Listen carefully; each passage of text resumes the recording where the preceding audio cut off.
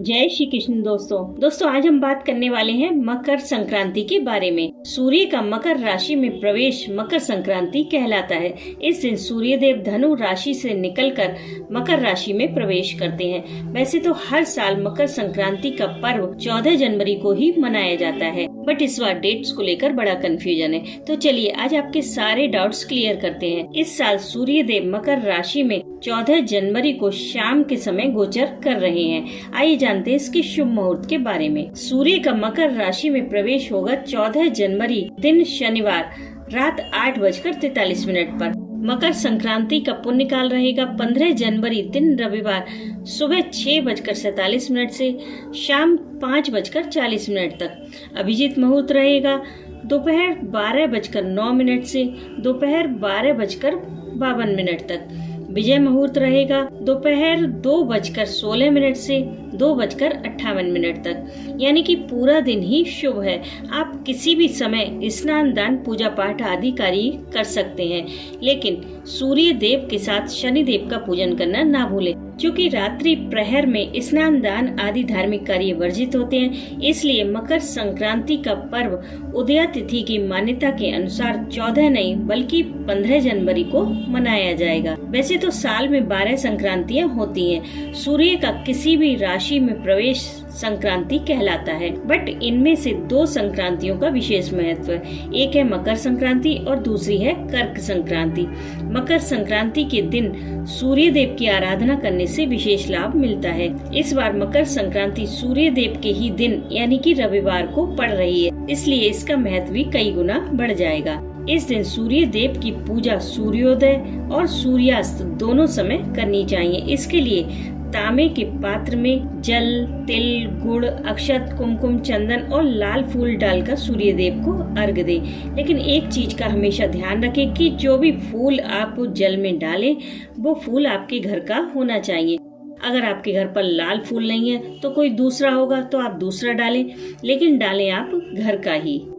उसके बाद सूर्य देव को अर्घ दें ये मंत्र बोलकर। यही सूर्य सहस्त्रांशो तेजो राशि जगतपते अनुकंपे माम भक्त्या ग्रहणार्घ्यम दिवाकरा। जल अर्पित करने के बाद आप वहीं खड़े होकर गायत्री मंत्र का जाप कर सकते हैं, राम नाम का जाप कर सकते हैं, हनुमान चालीसा का भी पाठ कर सकते हैं। इसका विशेष फल मिलता है, लेकिन ये सारे पाठ आपको सूर्य देव के सामने नंगे पैर खड़े होकर करने हैं। इससे आपको ज्यादा लाभ मिलेगा। और यदि आपको धन, पद, प्रतिष्ठा, मान सम्मान, ऐश्वर्य की चाह है तो आपको एक अचूक उपाय बताने जा रही हूँ, उसे कर लेना। साल भर में ही आपकी स्थिति में जमीन आसमान का अंतर दिखाई देगा। हर जगह आपकी जय जयकार होगी, आपकी प्रतिष्ठा बढ़ेगी, लोग आपको सम्मान करने लगेंगे। और ये बात तो सभी जानते हैं कि सूर्य देव की पूजा करने वाले को धन की कभी कमी नहीं रहती। गरीबी नाम की चीज उसके जीवन से हमेशा हमेशा के लिए गायब हो जाती है, और वो उपाय है आदित्य हृदय स्तोत्र। जी हाँ दोस्तों, इस उपाय को आप सूर्य भगवान के सामने नंगे पैर खड़े होकर करें। इससे आपको सूर्य भगवान की कृपा बहुत जल्द प्राप्त होगी। अब नंगे पैर का मतलब आपके पैरों के नीचे आसन भी ना हो, यानी कि जमीन पर खड़े होकर पाठ करना। इसका पाठ करना बहुत आसान है। मैंने आपको बड़ी आसानी से पाठ करके बताया है, जिसका लिंक आपको डिस्क्रिप्शन में मिल जाएगा। अब बहुत सारे लोगों को संस्कृत पढ़ना नहीं आता, क्या करें? तो उसके लिए आपको जैसा आता है आप वैसा पढ़ें। बस आपके मन में आदित्य हृदय स्तोत्र पढ़ने की चाह और उसके प्रति श्रद्धा होनी चाहिए। बाकी तो भगवान आपके शब्दों को नहीं बल्कि आपके भाव को देखते हैं। आदित्य हृदय स्तोत्र पढ़ने के बाद आप सूर्य भगवान को इन 12 नाम मंत्रों से प्रणाम करें। ये मंत्र हैं: ओम मित्राय नमः, ओम रवे नमः, ओम सूर्याय नमः, ओम खगाय नमः, ओम भान्वे नमः, ओम पूष्णे नमः, ओम हिरण्यगर्भाय नमः, ओम मरीचे नमः, ओम आदित्याय नमः, ओम सवित्रे नमः, ओम अर्काय नमः, ओम भास्कराय नमो नमः। दोस्तों, अगर आप सूर्य भगवान को जल अर्पित नहीं करते हैं तो मकर संक्रांति वाले दिन से आप जल चढ़ाना शुरू कर सकते हैं। किसी भी ग्रह का कितना भी नेगेटिव इफेक्ट क्यों ना हो, सूर्य को जल अर्पित करने से वो भी दूर हो जाता है, क्योंकि सारे ग्रह सूर्य देव के ही आसपास घूमते हैं। अगर सूर्य प्रसन्न तो सब प्रसन्न, इसलिए केवल सूर्य भगवान को मना लो, आपको किसी को भी मनाने की जरूरत नहीं। यहाँ तक कि सारे कर्म कांड पूजा पाठ एक तरफ और सूर्य पूजा एक तरफ, इतना महत्व दिया है वेदों में सूर्य पूजा का। इस दिन आपको शनि देव का भी पूजन करना चाहिए, और शनि देव हनुमान जी की पूजा से अति शीघ्र प्रसन्न हो जाते हैं। तो आप केवल हनुमान चालीसा का पाठ कर सकते हैं। और शाम के समय घर के मुख्य द्वार पर तेल का दीपक जलाएं।